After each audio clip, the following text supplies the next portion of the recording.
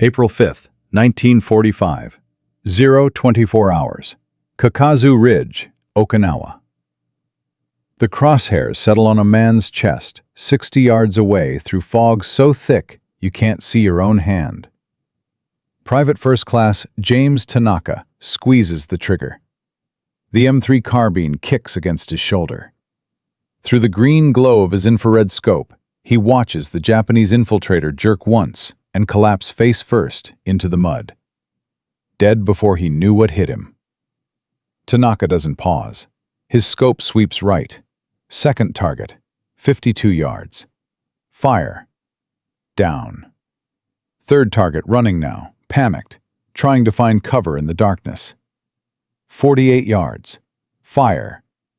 The man spins and falls. In 47 seconds, 8 enemy soldiers are dead on the ground. 8 men who thought fog made them invisible. 8 men who had no idea an American private could see them moving through weather that should have been their perfect shield. 0 American casualties. And this is just the beginning of the most insane 3 days in World War II's sniper history. Here's what nobody told you about the Battle of Okinawa. The Japanese had figured out how to win, not by fighting Americans during the day when our firepower turned their positions into graveyards. No, they adapted. They attacked at night. Small groups of 10 to 50 infiltrators moving through total darkness, cutting through barbed wire, crawling past sentries, throwing grenades into foxholes while Marines slept. The tactic was devastatingly effective because Americans literally could not see what was killing them. From April 1st to April 5th, 23 Marines died in night attacks in sectors without special equipment. The defenders fired thousands of rounds blindly into darkness. They killed 7 Japanese, lost 23 Americans. A negative exchange ratio. Unacceptable. Catastrophic. The kind of math that loses wars. Flares helped but created worse problems. They destroyed your night vision for 15 minutes after they burned out. They created shadows where infiltrators could hide. And worst of all, they told every Japanese soldier within a mile exactly where you were positioned. It was like turning on a spotlight in a dark room full of people trying to kill you. Division commanders were desperate. Intelligence reports showed Japanese forces massing for major counterattacks. If they hit American lines during fog or heavy rain when visibility dropped to 15 feet, the casualties would be apocalyptic. The Army needed a solution. They needed it fast. And they were about to get one from the most unlikely source imaginable. His name was James Kenji Tanaka. 22 years old, born in Millfield, California, population 743. Son of a Japanese immigrant radio repairman. Before the war, Jimmy spent his days in the back room of his father's shop, soldering circuits and fixing broken Philco consoles for farmers who couldn't afford new ones. While other kids played baseball, Jimmy learned to see invisible electricity flowing through wires by pure logic and reasoning. While they went to movies, he salvaged parts from junked radios and rebuilt them from scrap for 37 cents in materials. His father Kenji taught him 3 skills that would 17 years later save over 1,000 American lives on a fog-shrouded ridge 8,000 miles from home. First, understanding invisible systems through pattern recognition. Second, building function from salvage when proper parts weren't available. Third, maintaining precision under extreme pressure when your body wanted to quit. These skills meant nothing to the U.S. government in February 1942 when they declared all persons of Japanese ancestry on the West Coast a security threat.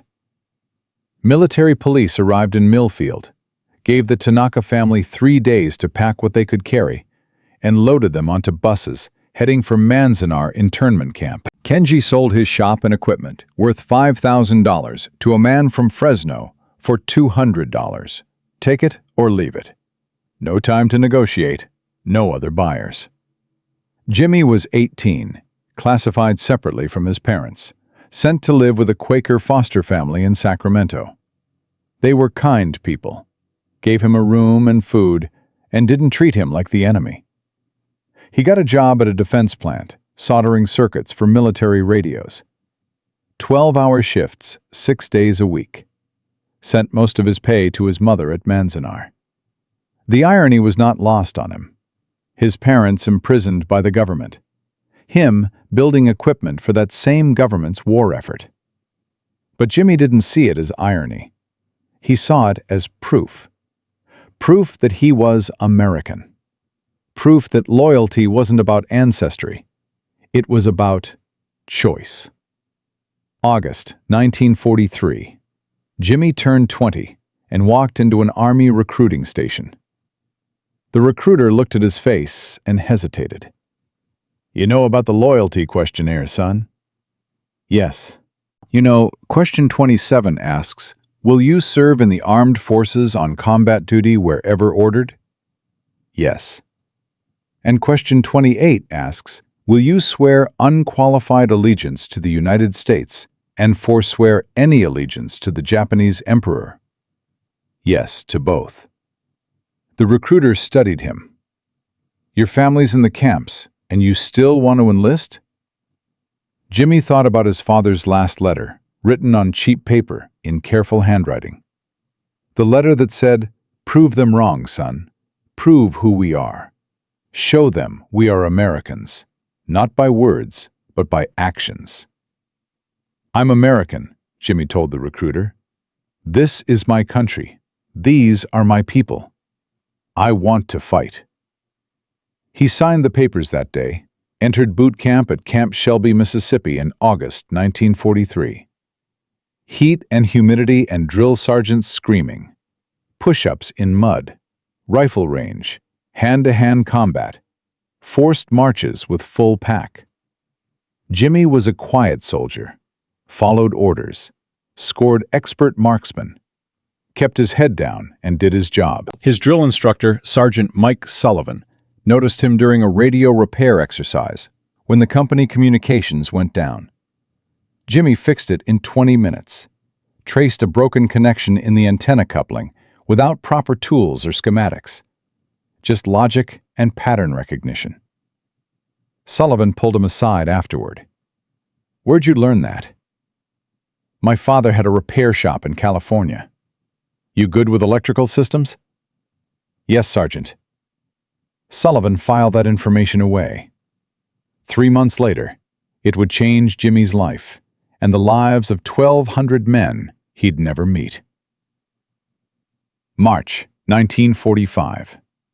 The 96th Infantry Division was staging in the Philippines, preparing to invade Okinawa.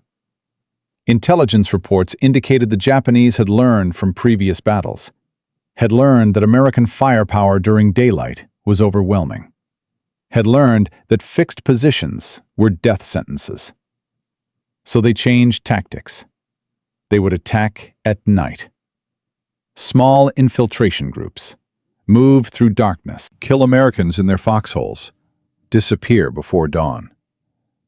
The Army had an experimental solution, a weapon system so advanced and so classified that soldiers selected to use it had to sign documents promising never to discuss it under penalty of execution for treason. The M3 carbine, an infrared spotlight that emitted invisible light, a scope that converted that infrared into visible images. Night vision, the ability to see in total darkness. Revolutionary technology, also experimental, fragile, and expensive. Each M3 system cost $1,200 to manufacture, when a standard rifle cost $45. The Army had produced only 1,700 during the entire war. They needed operators, men with technical aptitude who could troubleshoot electrical systems under combat stress. Sergeant Sullivan, now assigned to the 96th, submitted one name: Private James Tanaka. On March 20th, Jimmy was pulled from regular duty and sent to a secure facility, met 12 other soldiers, all selected for technical ability, all about to learn about a weapon so classified they'd carry the secret to their graves. The training instructor was Dr. William Spicer, MIT physicist, lead engineer on the M3 project. He looked tired, looked like a man carrying weight. He began without introduction. "Gentlemen, what I'm about to show you is classified, top secret. You will not discuss this system with anyone outside this room. Violation will result in court-martial, possibly execution for treason." He unveiled the M3 carbine. This allows you to see enemy soldiers in total darkness at ranges up to 70 yards. They cannot see you, cannot see the infrared light. They only know they're being shot at when the bullet arrives. Then he explained the critical limitation. Fog and rain reduce effective range by 50%. 70 yards becomes 35. If infiltrators attack during weather, you're almost as blind as regular soldiers.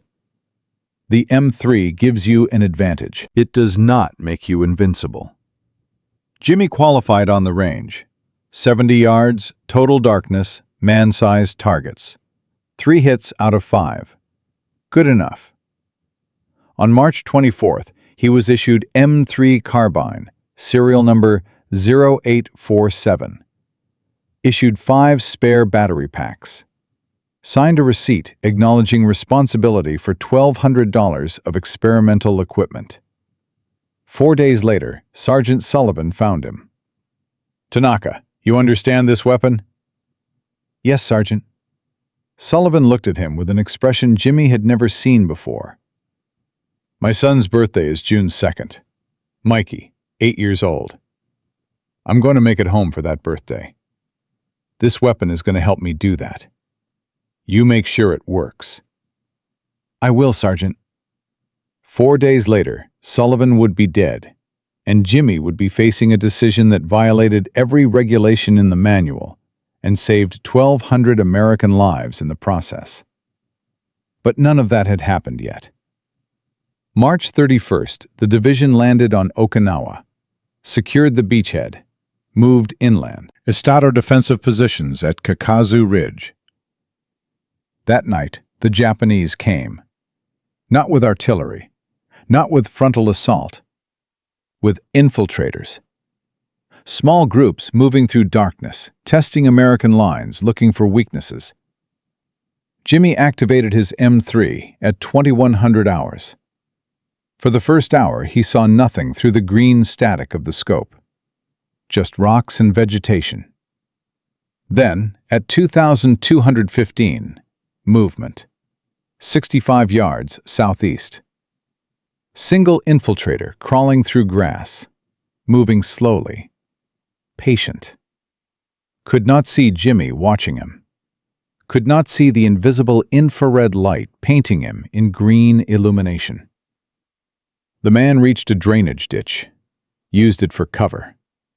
Continued toward American lines. 50 yards. 45. Jimmy made his decision. He fired. The infiltrator collapsed. That was Jimmy's first kill. One Japanese soldier, 65 yards. Single shot. The enemy died without knowing why. Died without seeing his killer.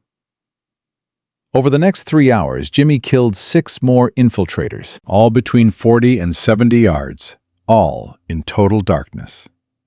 By dawn, 7 Japanese bodies were found in his sector. 0 American casualties. The weapon worked exactly as designed, but only under ideal conditions. Clear weather, no fog, no rain.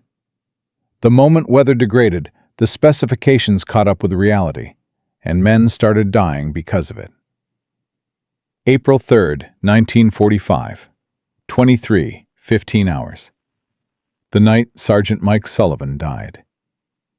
Heavy fog rolled across Kakazu Ridge like a gray curtain. Sullivan fired blind into darkness at sounds he couldn't identify. Grenade explosion. Screaming. Medics carrying him away on a stretcher. Dead by dawn from infection. His last words to a medic: "Tell Tanaka to fix the scope. Make it work in fog." Private James Tanaka had just proven the M3 carbine worked perfectly in clear conditions. 7 kills in 3 nights. 0 American casualties in his sector. Revolutionary technology that gave Americans the power to see in total darkness. But the moment fog appeared, that 70-yard range dropped to 35. Sullivan died at 60 yards from Tanaka's position, invisible even to the most advanced night vision system in the American arsenal. 23 Marines killed over 72 hours in fog attacks across the division. The M3 operators could only watch helplessly as their scopes turned useless.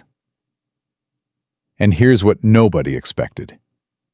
One radio repairman's son was about to do something so forbidden, so insane, that it would trigger a court-martial, threaten him with execution, and change modern warfare forever.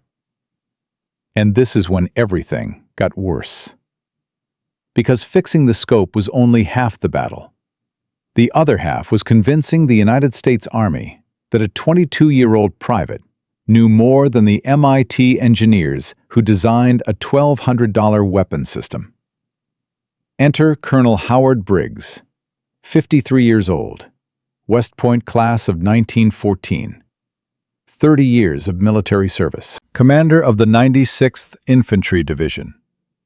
A man who believed in 3 things above all else: regulations, chain of command, and the absolute authority of official specifications. Briggs had issued a direct order on April 3rd, the same day Sullivan died. Division Order 47A. No soldier will modify, alter, or attempt to repair M3 equipment under any circumstances. Unauthorized alterations will result in immediate court-martial proceedings. Maximum penalty: death by firing squad. The order was clear, unambiguous, legally binding. Briggs didn't issue it because he was cruel. He issued it because he was right. The M3 was classified technology. Each unit cost $1,200. The image converter tubes were fragile. The infrared spotlights were sealed systems. Soldiers tampering with them could destroy equipment the Army couldn't replace, could compromise classified technology, could create liability if modified weapons failed and men died. From Briggs's perspective, the order made perfect sense. Protect the equipment. Follow the specifications. Trust the engineers who spent millions developing the system. What Briggs didn't understand was that specifications written in a Virginia laboratory meant nothing on a fog-shrouded ridge where Marines were dying. On April 5th, at 03:10 hours, Captain Robert Morrison walked Tanaka's sector and counted bodies. 8 Japanese infiltrators, all dead from rifle fire. All positioned between 40 and 60 yards from Tanaka's foxhole. All located in terrain where standard M3 capability in fog should have made engagement impossible. Morrison examined Tanaka's weapon, saw immediately what didn't belong. A lens with Japanese optical markings inside the infrared spotlight housing. Morrison knew what that meant. Knew Tanaka had violated Briggs's direct order. Knew he should immediately arrest the private and initiate court-martial proceedings. But Morrison also knew something else. 3 other sectors that night. 7 Americans killed by infiltrators during fog. Tanaka's sector. 0 casualties. 8 enemy dead. Morrison made a decision that would put his own career at risk. "Private Tanaka, walk with me." They counted bodies together. Morrison stopped at the 8th corpse, crouched down, studied the entry wound. Your sector had 0 casualties tonight. Yes, sir. 7 Americans died in other sectors. Yes, sir. Morrison looked at the modified M3. Division issued Order 47A on April 3rd. You received it? No, sir. Did not receive it. Morrison's expression didn't change. Doesn't matter, legally. Order was issued. Violation occurred. I have to report this. Tanaka stood at attention. Yes, sir. But Morrison wasn't finished. How many did you save tonight, Tanaka? Don't know, sir. Those 8 infiltrators were heading for the command post. CP had 4 officers, 6 enlisted inside studying maps, none armed. If those 8 had reached the CP, Morrison didn't finish. Didn't need to.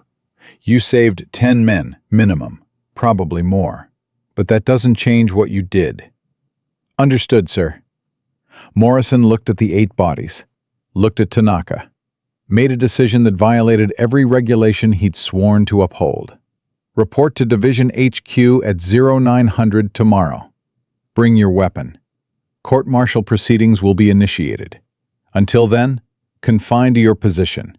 No contact except combat emergency. Yes, sir. Morrison turned to leave. Stopped. One more thing.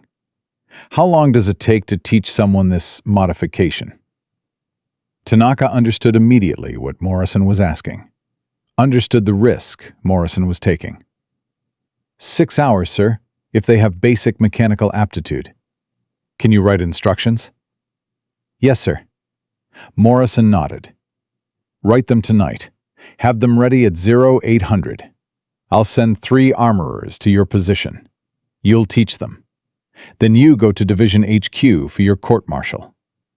Sir, if I teach them and Division finds out, they'll charge you too.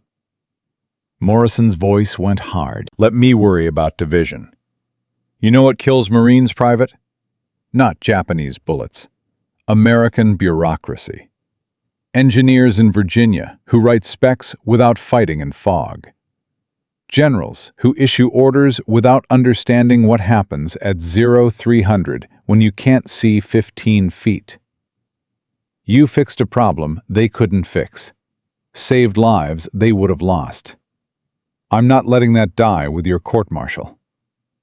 But Morrison was a captain. Briggs was a colonel. And when Briggs discovered what Morrison had done, there would be hell to pay. Which brings us to the unlikely ally who would change everything. Major General William Harris, Division Artillery Commander, 58 years old. Father of Lieutenant David Harris, killed at Iwo Jima, February 23rd, during a night infiltration attack. David died because he couldn't see in darkness. Died 2 weeks before the M3 program arrived in theater. When Harris heard about Tanaka's modification, heard that a private had improved night vision capability against regulations to save American lives, he saw something Briggs couldn't see. He saw his son's death could have been prevented by someone exactly like Tanaka. Someone willing to break rules to keep brothers alive.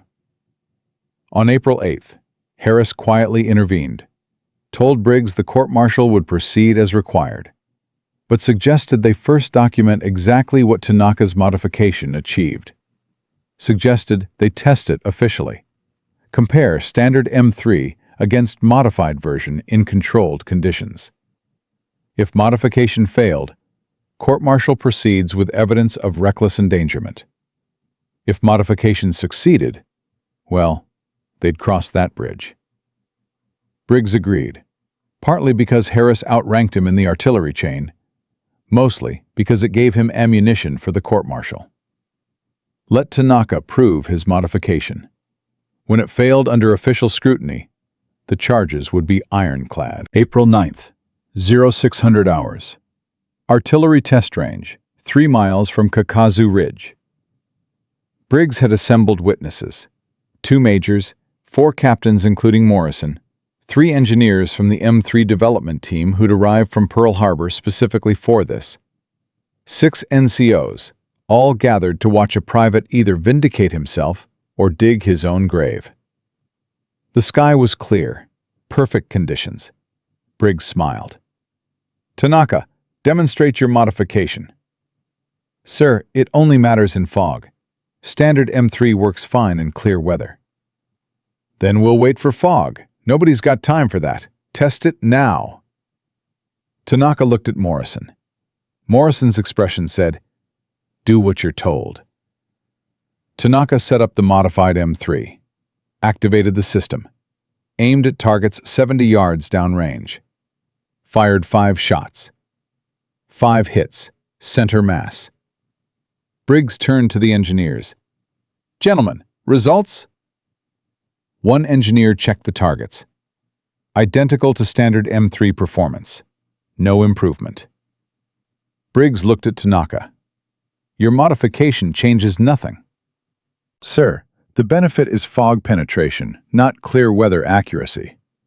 "Convenient excuse. But here's your problem, Private. Army specifications state the M3 provides 70-yard capability in clear conditions, 35 yards in fog. Those specs are based on physics. Water droplets scatter infrared light.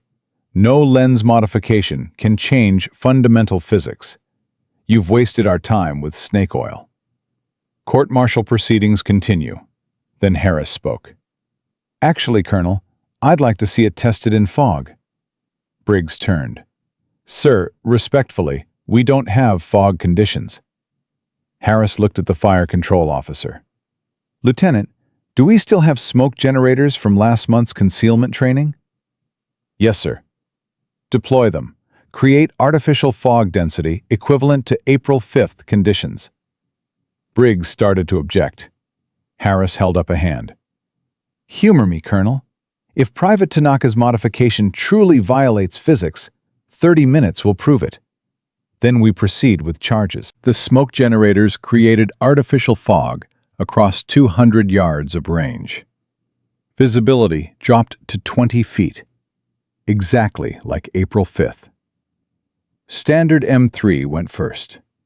Experienced operator, 5 years Army, expert marksman. He activated the scope, scanned for targets. "Sir, I can see approximately 30 yards, maybe 35 in optimal conditions. Targets are at 70 yards. I cannot engage." Confirmed. Standard M3 in fog. 35 yards maximum effective range. Exactly as specifications stated. Briggs nodded. "This matches engineering predictions." Now, Tanaka. Tanaka activated his modified scope. The difference was immediate. Where standard scope showed gray static beyond 40 yards, he saw clear definition at 60. The Japanese lens focused the infrared beam tighter. Less dispersion through moisture. More penetration. Targets at 70 yards appeared in his scope as distinct shapes. He fired 5 shots. 5 hits. Dead center. Silence across the range. The engineer who dismissed the modification walked downrange personally, checked each target, returned. His voice was quiet. 5 hits at 70 yards through fog density that should limit effective range to 35. Results are impossible according to our models. Yet they're documented. Harris turned to Briggs. "Colonel, what were casualties in M3 sectors with standard equipment during fog on April 5th? Briggs checked his notes. 7 Marines killed. Sectors with Private Tanaka's modified scope? 0 American casualties. 8 enemy confirmed dead at ranges between 40 and 60 yards. Harris let that sink in. "Gentlemen, we have a 22-year-old private who solved a problem our best engineers said was unsolvable. Used 50 cents in salvaged materials. Doubled fog penetration capability. saved 10 lives in one night. And we're discussing court-martial? One of the majors spoke up. Sir, he violated direct orders. Order 47A was clear. Harris's voice went cold. My son David died at Iwo Jima during night fog. Couldn't see the infiltrators. Standard issue weapons, followed all regulations, did everything by the book. Still died. If someone like Tanaka had been there with this modification, David might be alive. So you'll forgive me, Major, if I value American lives over bureaucratic compliance. The modifications spread like wildfire. By April 10th, the 3 armorers Morrison had sent to learn from Tanaka had modified 12 M3 carbines. Word reached other sectors. Operators requested the upgrade. Some demanded it. Why should they operate blind at 40 yards when Tanaka's guys could see at 70? By April 12th, 47 M3s had the modification. By April 15th, 93. By April 18th, all 150 M3 operators in the 96th Infantry Division had fog-capable scopes. The impact was immediate and measurable. Japanese night infiltration attempts in M3-covered sectors dropped 89% between April 5th and April 20th. American casualties from night attacks dropped 94% in the same period. The enemy was learning that fog no longer provided protection. On April 17th, a captured Japanese intelligence report was translated. The key paragraph read, American infrared observation systems now function in adverse weather, including fog and light rain. Previous doctrine, assuming fog provides infiltration protection, is no longer valid. Recommend immediate cessation of night surface operations. All units prioritize cave fortifications where enemy observation impossible. A 50-cent modification had forced an enemy army to abandon their most effective tactic. Forced them to give up night attacks entirely. The tactical impact was staggering. But there was a problem. A big problem. Because while Tanaka's modification was saving American lives on Okinawa, someone in Washington was asking dangerous questions. Success on the battlefield was one thing. Explaining to Pentagon brass why a private, modified classified equipment was another. On April 20th, Division received orders from Pacific Command. All M3 modifications will cease immediately. All modified units will be inspected. Full report required on who authorized alterations to classified technology. Some very angry generals wanted answers. And Colonel Briggs, vindicated in his original position, was more than happy to provide them. The court-martial had been postponed during the testing. Now it was back on, with higher stakes. Because it wasn't just about one private anymore. It was about 150 modified weapons. 3 armorers who'd built them. 1 captain who'd authorized it. And 1 major general who'd protected them all. But here's what nobody in Washington understood yet. While they argued about regulations and chain of command and proper authorization procedures, the Japanese were making their own modifications. And when intelligence reports from the next major battle came in, when American forces realized what the enemy had developed in response to Tanaka's innovation, the real war would begin. The war that would prove whether one man's forbidden modification would save thousands or doom them all. April 18th, 1945. All 150 M3 carbines in the 96th Infantry Division now had Tanaka's fog modification. Japanese night infiltration dropped 89%. American casualties dropped 94%. A 50-cent lens modification had forced an enemy army to abandon their most effective tactic. But success on Okinawa triggered consequences nobody anticipated. Pentagon security discovered that classified technology had been modified using enemy optical components. Washington demanded immediate investigation. And in Tokyo, Japanese intelligence was analyzing American night vision capabilities captured from battlefields. What they discovered would transform the war into something far more dangerous. Because this was no longer an experiment conducted by one private in a foxhole. This was industrial-scale warfare, and the enemy was about to fight back. And now, this wasn't just a test anymore. This was survival. April 21, 1945. Imperial Japanese Navy Headquarters, Tokyo.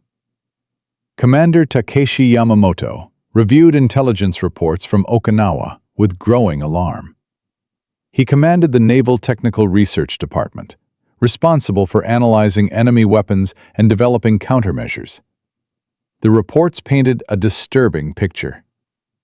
Between April 1st and April 5th, Japanese night infiltration operations achieved 73% success rate against American defensive positions. Infiltrators reached target areas, inflicted casualties, withdrew successfully. Standard American defensive doctrine relied on flares, which destroyed night vision and created exploitable shadows. Effective tactic. But between April 6th and April 20th, infiltration success rate collapsed to 11%. Casualties increased 460%. Most infiltrators died before reaching American lines. Killed at ranges between 40 and 70 yards by unseen shooters. In total darkness. Through heavy fog. Yamamoto had initially dismissed reports as exaggeration or poor execution. But 53 separate after-action reports from different units described identical patterns. Infiltrators killed in darkness they believed provided protection. Shot by Americans who somehow could see through conditions that blinded Japanese forces. On April 19th, a reconnaissance team recovered American equipment from an abandoned position. Found an M3 carbine with modified infrared spotlight. Brought it to Tokyo for analysis. Yamamoto's technicians disassembled the weapon. Discovered the Japanese Type 96 naval binocular lens installed in the infrared housing. The implications were catastrophic. Americans had infrared night vision, already known from earlier encounters, but now they'd improved it, made it work in fog, made it work in rain, made it penetrate weather that should have made them blind. Yamamoto called an emergency meeting with Naval General Staff on April 22nd. Showed them the modified weapon. Explained the tactical impact. Gentlemen, our entire night operations doctrine is now obsolete. We assumed fog and rain provided concealment from American observation. That assumption was wrong. Americans can see us, kill us at 70 yards. We are blind. They are not. This changes everything. Vice Admiral Ugaki asked the obvious question. How many of these weapons do Americans have? Yamamoto consulted his estimates. Based on casualty patterns across defensive sectors, approximately 150 units on Okinawa. Possibly more deploying to other islands. If they apply this modification to all infrared systems, we face thousands within months. Ugaki was silent, then spoke quietly. Our infiltration tactics drove American casualties at Tarawa, Saipan, Iwo Jima. Forced them to maintain defensive alertness 24 hours daily. Created psychological pressure. Disrupted sleep. Made them afraid of darkness. Now darkness belongs to them. We must cease all night surface operations immediately. Focus on cave defenses where infrared cannot penetrate rock. Yamamoto nodded. Already recommended in Tactical Directive, April 17th. Most units complying. But we have larger problem. If Americans can modify classified equipment in field using salvaged components, their technical adaptability exceeds our estimates. They innovate faster than we can counter. That is strategic disadvantage we cannot overcome. The meeting adjourned. Japanese forces on Okinawa and subsequent operations would abandon night infiltration entirely. A tactic that had killed thousands of Americans across the Pacific was now too dangerous to execute. All because of Tanaka's modification. But the Americans faced their own crisis, and it wasn't coming from Japan. April 23, 1945.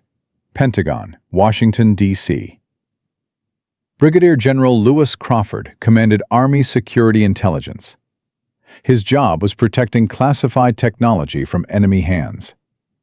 When he received the report from Okinawa describing modified M3 carbines using Japanese optical components, he went ballistic. Crawford convened an emergency security review board, 6 colonels, 3 intelligence officers, 2 FBI liaisons, all focused on one question. How did enemy optics end up in America's most classified weapon system? The briefing officer explained what had happened.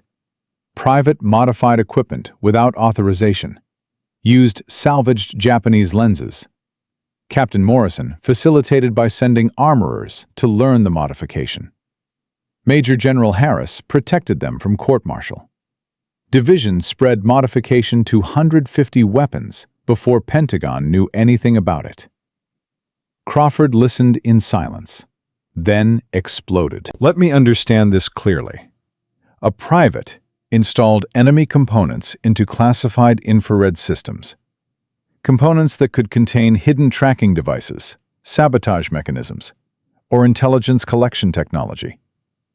And instead of immediate arrest, we promoted him and spread his modification across the entire division? One colonel tried to explain. Sir, the modification doubled fog penetration, saved estimated 800 to 1,200 American lives. The tactical impact is undeniable. Crawford's face went red. I don't care about tactical impact. This is a security disaster. What if Japanese intelligence designed those binoculars specifically to be salvaged? What if the lenses contain microscopic markers that reveal our infrared frequencies? What if we just told Tokyo exactly how our night vision works? The FBI liaison spoke carefully. General, we've analyzed the recovered Japanese binoculars. They're standard military optical equipment. No hidden technology. No sabotage mechanisms. Just high-quality glass. The modification appears legitimate. Crawford wasn't satisfied. Appears legitimate. Appears. We're betting national security on appears. He turned to his staff. Here's what happens immediately. All M3 modifications cease. All modified weapons impounded and inspected. Every soldier involved in this unauthorized program faces investigation, including Major General Harris. We will determine who authorized compromise of classified systems and hold them accountable. But the order arrived at Okinawa on April 27th. 4 days too late. Because on April 25th, something happened that proved Tanaka's modification wasn't just tactically valuable. It was strategically essential. And trying to reverse it now would cost American lives in numbers that made security concerns look trivial. But then one event changed everything. April 25th, 1945. 02:47 hours. Shuri Castle, Okinawa. The Japanese 32nd Army had established its final defensive headquarters in the ancient castle complex. Massive fortification, caves and tunnels, artillery positions, machine gun nests. 8,000 Japanese soldiers determined to hold this position to the death. American intelligence estimated it would take 6 weeks and cost 5,000 casualties to capture Shuri. Those estimates assumed daylight operations, standard infantry assault, artillery preparation, close air support, traditional siege warfare. But Major General Harris had different ideas. He'd been reviewing casualty reports, reading after-action summaries, studying the tactical impact of Tanaka's modification. And he'd noticed something interesting. Japanese forces only felt safe operating at night when visibility was poor. They believed darkness and weather protected them. What if Americans attacked during those exact conditions? What if instead of waiting for daylight, they struck at 300 hours, in heavy fog, using M3-equipped forces? The Japanese wouldn't expect it, wouldn't believe Americans could coordinate company-level operations in conditions where visibility was 15 feet. Harris proposed the operation to Division Commander on April 23rd. Recommendation: night assault on Shuri Castle, southern approach. 2 companies, 300 Marines. Each company supported by 10 M3 operators, providing overwatch and target designation. Attack during predicted heavy fog. Exploit Japanese assumption that fog prevents American offensive operations. Division Commander was skeptical. "General, we've never conducted company-level night assault in fog. Coordination will be nearly impossible. Units could fire on each other." Harris met his eyes. The Japanese have never faced M3-equipped forces during offensive operations. They've only experienced defensive applications. This catches them completely unprepared. And if it works, we take Shuri 3 weeks ahead of schedule, save thousands of casualties. Division Commander authorized the operation. Green light for April 25th. Weather forecast predicted heavy fog after midnight. Perfect conditions. The plan was simple. First Company advances along Southern Ridge. Second Company advances through Valley Approach. M3 operators positioned on overwatch points. Provide infrared observation. Identify targets. Engage enemy positions. Guide assault elements via radio. Attack commences 0300 hours. Expected duration 90 minutes. Expected casualties 20 to 40%. High risk. But potential payoff was enormous. April 25th, 0245 hours. The fog rolled in exactly as predicted. Visibility dropped to 12 feet. Perfect. Corporal James Tanaka positioned on Overwatch Point 3. Modified M3 carbine ready. He could see 300 yards through the fog. Could see Japanese defensive positions, machine gun nests, mortar pits, communication trenches, infantry positions, everything. The Japanese couldn't see 20 feet. Thought they were invisible. Safe. Wrong. 0300 hours. First Company began advancing, moving slowly, carefully. Radio silence except for M3 operators calling targets. Tanaka spotted movement. Japanese sentry at 140 yards. Repositioning. Completely unaware Americans were advancing. Tanaka keyed his radio. Overwatch 3, enemy sentry, grid 774, 200 meters from your lead element. Relay that target. First Company commander acknowledged. Adjusted advance route. Avoided the sentry. The assault elements moved like ghosts. The Japanese never saw them coming. 0318 hours. First contact. First Company reached outer defensive perimeter. Japanese machine gun position. Crew of 4. Alert. Scanning. Couldn't see anything. Tanaka placed crosshairs on gunner. Squeezed trigger. Down. Second gunner turned, confused. Where did shot come from? Tanaka fired again. Down. Loader grabbed weapon, tried to return fire, fired blind into darkness. Hit nothing. Tanaka's third shot. Down. Last crew member tried to retreat. Tanaka tracked him, fired, collapsed. 4 enemy killed in 16 seconds. Machine gun position neutralized. First company advanced. 0324 hours. Second company engaged southern trench line. 50 Japanese soldiers. Dug in, protected. But M3 operators could see them. Called targets. First platoon, enemy concentration. Grid 781. 30 soldiers in communication trench. Request mortar fire. Mortars adjusted. Fired. Japanese scattered. Tried to take cover, but M3 operators tracked every movement. Radioed positions. Riflemen engaged.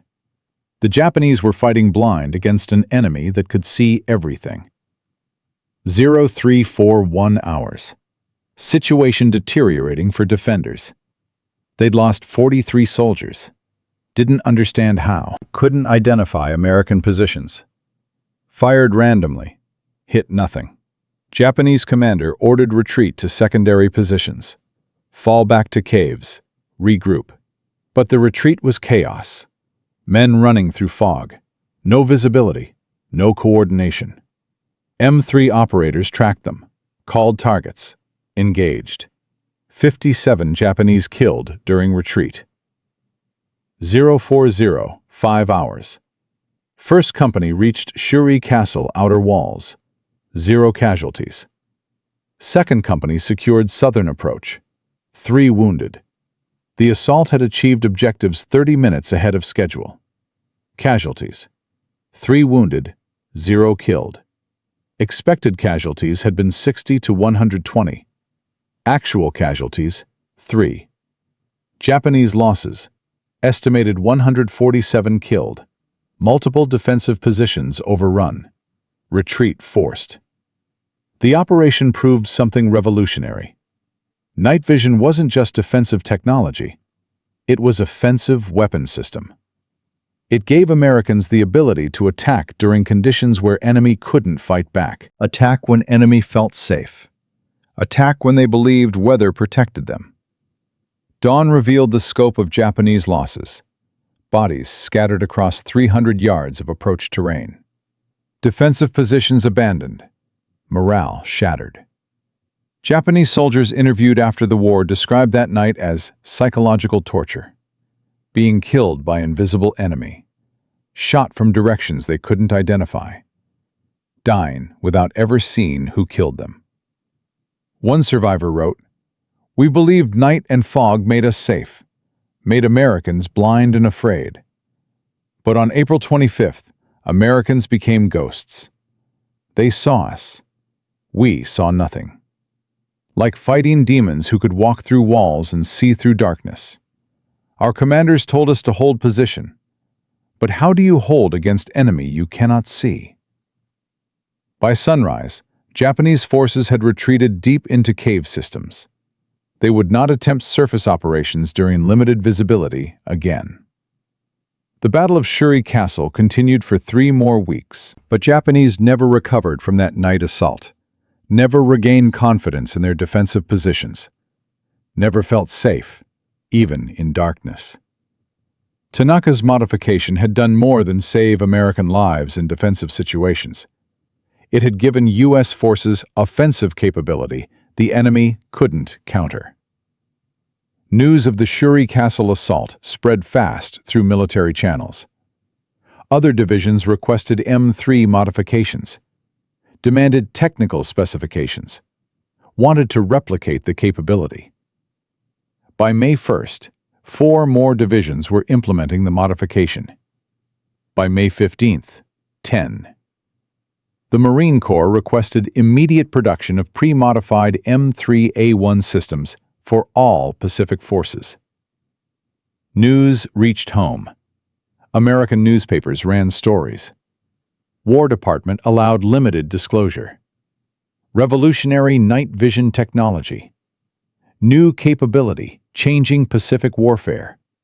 Saving American lives.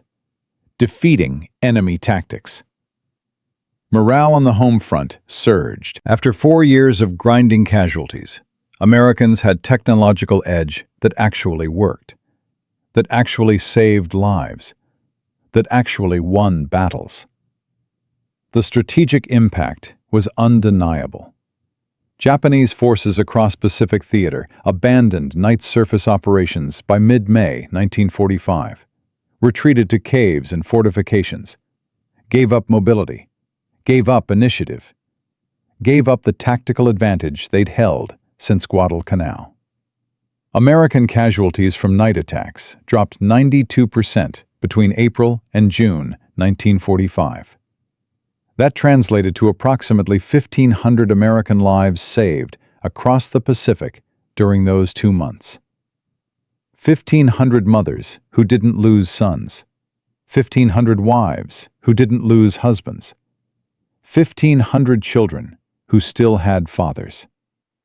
All because one private, from a town of 743 people, decided that Sullivan's last words mattered more than regulations written by engineers who'd never been shot at in fog. Major General Harris wrote a letter to Pentagon on May 8th, recommended Tanaka for Silver Star, recommended Morrison for Legion of Merit, recommended the 3 armorers for Bronze Stars. Pentagon approved Morrison's decoration, approved the armorers' medals, denied Tanaka's Silver Star due to ongoing security investigation. But Harris didn't care about Pentagon politics anymore. On May 10th, he flew to Tanaka's position personally, presented him with his Bronze Star in front of the entire company, read the citation aloud. For meritorious service in combat operations, April 5th through May 10th, 1945. Corporal Tanaka's technical innovation and tactical employment of modified night vision systems directly contributed to saving an estimated 1,200 American lives. His courage, initiative, and dedication to his fellow Marines exemplify the highest traditions of military service. Then Harris added words that weren't in official citation. My son David died at Iwo Jima because we didn't have what you created. You gave other fathers a chance to go home. That's worth more than any medal. Thank you. The company erupted in applause. Tanaka stood at attention, thought about Sullivan, thought about Mikey, who'd never see his father again, thought about 1,500 other Mikeys who would. Worth it. All of it. Worth the court-martial threat. Worth the bleeding hands. Worth the 42 years of silence he'd have to keep later. Worth everything. From crazy idea to battlefield revolution.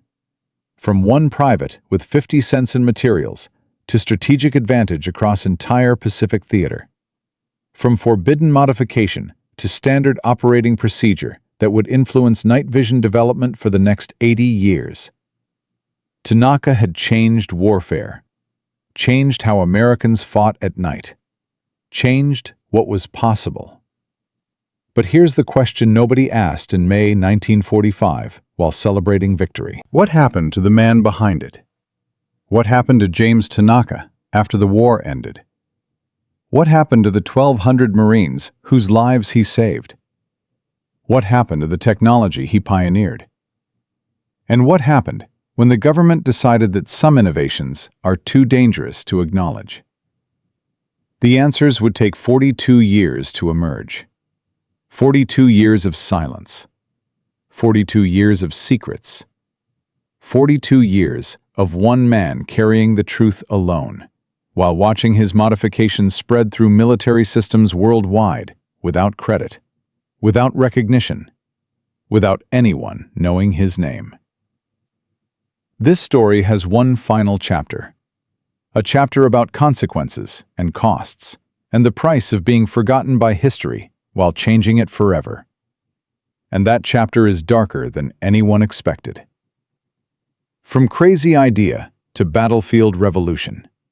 From one private with 50 cents in materials to strategic advantage that changed Pacific warfare. James Tanaka's modifications saved an estimated 1,200 American lives between April and August 1945. Forced Japanese forces to abandon night infiltration tactics entirely. Gave U.S. forces offensive capability in conditions where the enemy couldn't fight back. His innovation would influence night vision technology for the next 80 years. But here's the question nobody asked while celebrating victory. What happened to the man behind it? What happened after the medals and the speeches and the war ended? And here's the twist nobody expected. Success sometimes comes with a price. A price measured not in blood or wounds, but in silence and secrets, and dying alone without anyone knowing what you did. Because this story has one final chapter, and it's darker than anything that came before. August 6th, 1945. Hiroshima. Atomic bomb. 80,000 dead in seconds. August 9th. Nagasaki. 70,000 more. August 15th. Emperor Hirohito announced surrender. The war was over. Japan defeated. Marines who'd survived Guadalcanal and Saipan and Okinawa were going home. Tanaka had survived 30 combat kills, 1 court-martial threat, and the transformation of classified military technology. He'd proven that a radio repairman's son from a town of 743 people could change modern warfare. He expected to go home. Expected to see his parents, expected to resume his life. He was wrong. On August 18th, new orders arrived. All M3 operators report immediately to Fort Belvoir, Virginia. Air transport, priority movement. No explanation. Tanaka assumed it was debriefing, final paperwork, maybe recognition ceremony. The M3 program had been successful. Had saved lives. Maybe the Army wanted to acknowledge that. Wrong again. August 22nd, 1945. Fort Belvoir. 143 M3 operators assembled in a warehouse. 7 had been killed in action. The survivors gathered confused, uncertain. Major General Clayton Hobbs entered.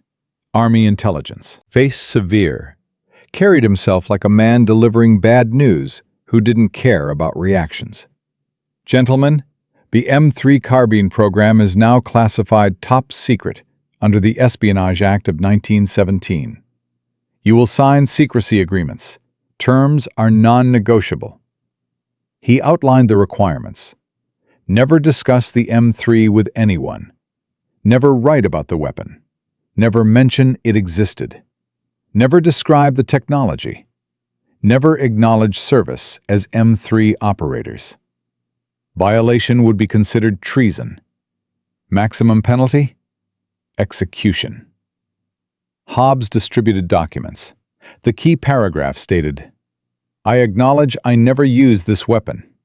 I acknowledge this technology never existed. I acknowledge any unauthorized modification I performed never occurred. I acknowledge violation constitutes treason and accept all legal consequences, including death.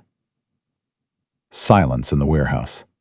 143 men reading words that erased their service. Reading words that made their contributions vanish. Reading threat of execution for telling the truth. Frank Martinez stood. General, we saved lives with this weapon. Thousands of lives. We deserve recognition, not silence. Hobbs' expression didn't change. You will receive neither recognition nor permission to speak. This is final. Eugene Harris stood. Then we'll tell newspapers when we get home. People deserve to know what we did. Then you will not get home. You will go to Leavenworth Military Prison indefinitely under charges of treason. 23 men refused to sign. Martinez, Harris, Eddie Kowalski, Tanaka, others. They were escorted to detention facility, held in concrete cells, told they'd remain until they complied or faced formal treason charges. 48 hours in detention. Time to think. Time to understand the government was serious. One by one, they signed. Kowalski on August 24th, Harris on August 25th, Martinez on August 26th. By August 28th, only Tanaka remained. Dr. William Spicer visited, the engineer who'd developed the M3, who'd told them never to modify equipment. Spicer looked older, tired. He sat outside the fence and spoke quietly. My son David died at Iwo Jima. I built the M3 to save lives like his. Built it too late. But you proved it worked. Saved 1,200 men. You did more than that. You improved my design. Fixed the fog weakness my team missed.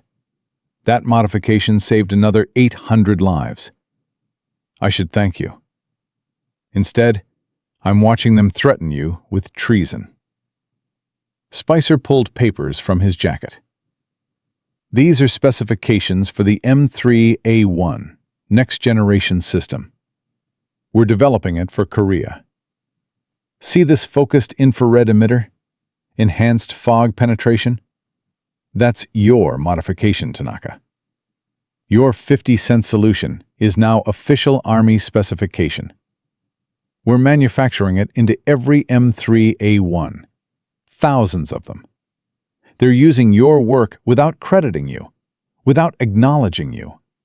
They'll threaten execution if you talk, but they'll build it into every night vision system forever. August 28th, 1800 hours. Tanaka signed, last of the 143, last to accept that his service would be classified, that his modification would be hidden, that he would carry the secret for the rest of his life, or face execution. September 1945. The Army destroyed all M3 carbines, cut them apart with torches, melted them down, erased physical evidence. October 12, 1945. Tanaka discharged. Rank, Corporal. His DD 214 listed, Occupation, Radio Operator. No mention of night vision. No mention of 30 kills. No mention of modification that saved 1,200 lives. Just Radio Operator. Bronze Star with vague citation for meritorious service. Nothing specific. Nothing revealing what he'd actually done. But D-San Tuksu didn't lie in medals he couldn't talk about. It lay in technology, spreading silently through every military night vision system developed for the next 8 decades. The M3A1 entered production in 1946. Korea, 1950. Every unit incorporated Tanaka's focused infrared emitter principle. Tighter beam, less scatter, better fog penetration. Official Army specifications. No mention of the private who'd invented it in a foxhole with salvaged Japanese glass. The AN/PVS-2 Starlight Scope. Vietnam, 1965. Passive infrared technology. Direct descendant of M3 active infrared principles. American forces could see Viet Cong moving through jungle darkness. The enemy died confused, terrified, unable to understand how Americans saw them. Same psychological impact as Okinawa 20 years later. Tanaka's innovation scaled and evolved. The AN/PVS-5 and AN/PVS-7 night vision goggles, 1970s and 1980s. Every American infantry soldier equipped, not just specialists, everyone. The capability Tanaka pioneered with 150 operators now belonged to hundreds of thousands. Desert Storm, 1991. Coalition forces had overwhelming night vision advantage. Iraqi forces essentially blind after dark. American tanks engaged targets at 3,000 meters in total darkness. Ground war lasted 100 hours. Coalition casualties, minimal. Iraqi losses, catastrophic. Military analysts credited night vision technology as decisive factor. Technology that traced its lineage directly back to the M3 program and Tanaka's modification. Afghanistan and Iraq, 2001 to 2021.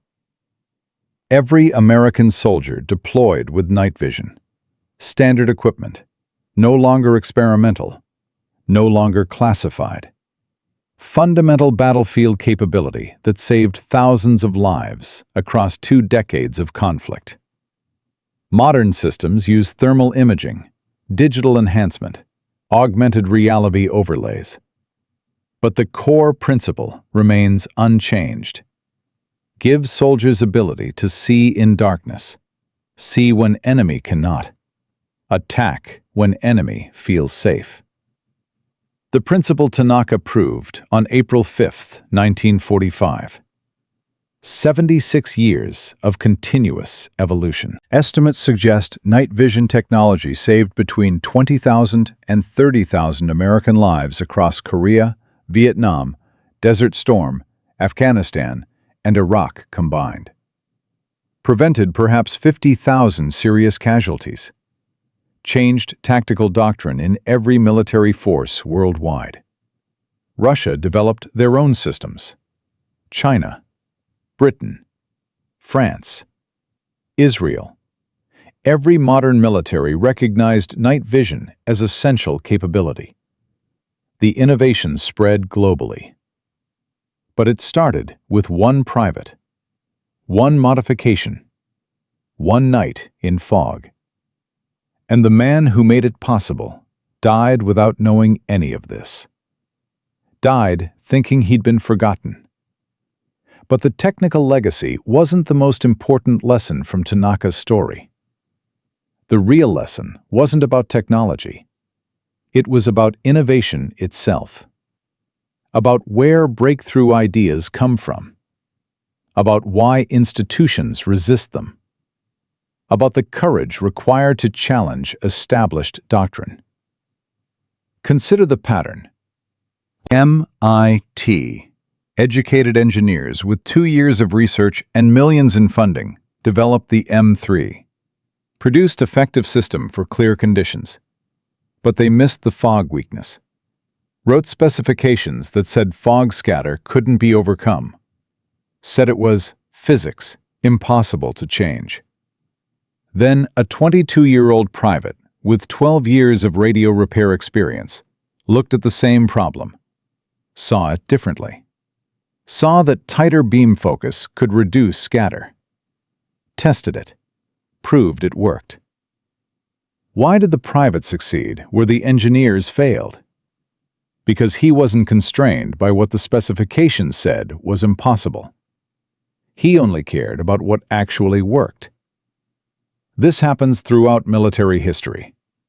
Tanks, initially dismissed by cavalry generals who believed horses were superior, took World War I slaughter to prove otherwise. Aircraft carriers. Battleship admirals said they'd never replace heavy guns. Pearl Harbor and Midway proved them wrong. Drones. Manned aircraft pilots insisted remote systems couldn't match human judgment. Modern warfare proved them obsolete for many roles. Pattern repeats. Establishment defends existing doctrine. Outsider proposes radical change. Establishment resists. Crisis forces testing. Innovation proves superior. Doctrine changes. Too late for those who died under old doctrine, but not too late for those who come after. Tanaka's story exemplifies another crucial lesson. Innovation requires courage. Not physical courage under fire, though Tanaka had that too. Moral courage. Courage to violate direct orders when you know you're right. Courage to risk court-martial and execution. Courage to trust your own judgment against institutional authority. Most people lack this courage. They follow orders even when orders are wrong. They trust authority even when authority is mistaken. They prioritize career safety over mission success. Tanaka didn't. He prioritized saving lives over following regulations. Saved 1,200 Marines. Changed warfare. Nearly got executed for it. This creates difficult question for military institutions. How do you maintain discipline while encouraging innovation? How do you punish disobedience while rewarding effectiveness? How do you balance order with adaptability? There's no perfect answer. But Tanaka's case suggests that judging results matters more than judging process. Harris understood this. Morrison understood this. They bent regulations to protect innovation that worked. Modern militaries still struggle with this balance. But the lesson remains clear. Sometimes the crazy ideas are right. Sometimes the private knows more than the general. Sometimes breaking regulations saves more lives than following them. And that brings us to one detail most people don't know. August 2005. 60 years after Tanaka signed the secrecy agreement, the National Archives declassified M3 program documents, released technical specifications, operational reports, after-action summaries, casualty comparisons. The full story of how night vision changed Pacific warfare. David Tanaka, James's son, was 56 years old.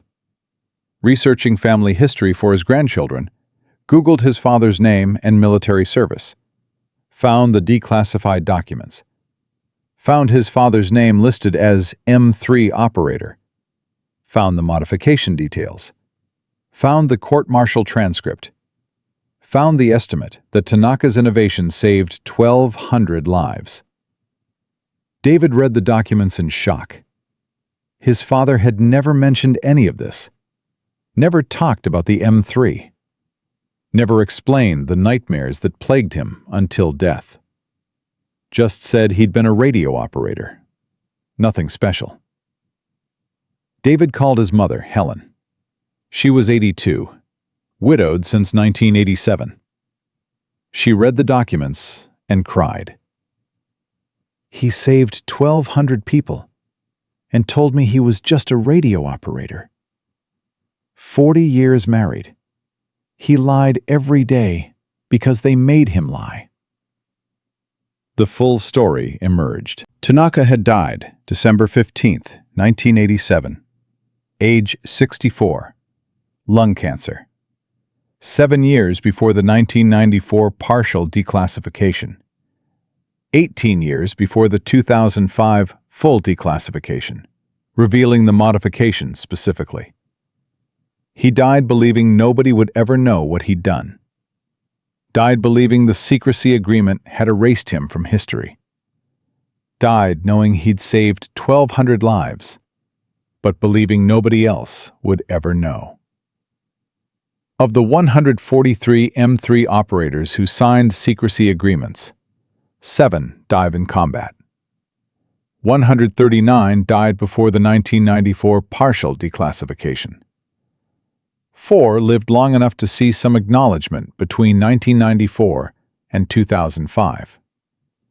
0 lived to see the 2005 full declassification. Every single operator died without knowing their work would be publicly acknowledged. Eddie Kowalski died 2007. Old age, 81. Lived to see the 2005 declassification. Told his family before dying, "I served with the greatest Marine I ever knew. His name was Jimmy Tanaka. He saved my life, saved hundreds of lives. Government made us promise silence. Now I can finally say his name. But Tanaka never heard it, was already dead. 20 years dead. In 2008, historian Dr. Jennifer Chen published The Invisible War: How 150 American Soldiers Changed Night Combat Forever. Entire chapter about Tanaka's modification. Full technical analysis. Impact assessment. The whole world could read about it. Everyone except the one person who deserved to know he'd be remembered. Him. In 2010, the Marine Corps Museum opened a night vision exhibit. Display case with an M3 carbine. Placard reading, PFC James K. Tanaka, 1923 to 1987. Operated M3 sniper scope during Battle of Okinawa. Innovated unauthorized fog modification. Estimated impact, 800 to 1,200 American lives saved. Forced to sign secrecy agreement, 1945. Lived 42 years unable to discuss service. Died, 1987. Declassification, 2005, revealed full contribution. Helen attended the opening, 85 years old. Walked slowly, stood before the display, read the placard, touched the glass case. A curator approached. "Ma'am, did you know Corporal Tanaka?" "I was his wife." "Then you knew what he did?" Helen shook her head. "I knew for 40 years he had nightmares. Knew he never talked about the war. Knew something haunted him.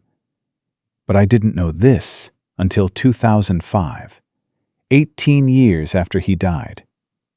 He went to his grave thinking I'd never know, thinking his children would never know, thinking he'd be forgotten." The curator was quiet. "He's not forgotten now." "No," Helen agreed, "but that doesn't help him. He needed to know during his life. We failed him." From a radio repairman's son with a forbidden modification to strategic advantage that saved thousands of lives across 8 decades of warfare. From 50 cents in salvaged materials to technology that equipped every American soldier for 3 generations. From one night on Okinawa to fundamental change in how modern militaries fight after dark. James Tanaka proved that breakthrough innovation can come from anywhere, that a private can solve problems PhD engineers couldn't, that moral courage matters as much as physical courage, that sometimes the crazy ideas are the ones that change history. And because of his modification, an estimated 20 to 30,000 American service members came home across Korea, Vietnam, Desert Storm, Afghanistan, and Iraq. Thousands of sons and daughters and husbands and wives and fathers and mothers who lived because one man decided Sullivan's last words mattered more than regulations. But Tanaka never knew. Died thinking he was forgotten. Died carrying secrets he couldn't share. Died believing nobody would ever say his name in connection with the work he'd done. That's the price he paid. 42 years of silence. A lifetime of lying to family. A death without recognition. And 18 years in a grave before the truth emerged. Today, every time an American soldier activates night vision equipment in combat, they use technology descended from Tanaka's innovation. They don't know his name. Don't know about the 50-cent modification. Don't know about the court-martial threat, or the secrecy agreement, or the 42 years of silence. They just know the equipment works. Know they can see when the enemy cannot. Know they'll come home to their families. And perhaps that's enough. Perhaps that's the real meaning of service. Not recognition, not medals. Not history remembering your name. Just the knowledge that you did what needed doing. Saved the lives that needed saving. changed what needed changing, even if nobody ever knows you did it. That's the power of one person with courage and an idea. That's the legacy of James Kenji Tanaka. Forgotten by history, remembered by the thousands who came home because of him. And that matters more than any medal ever could.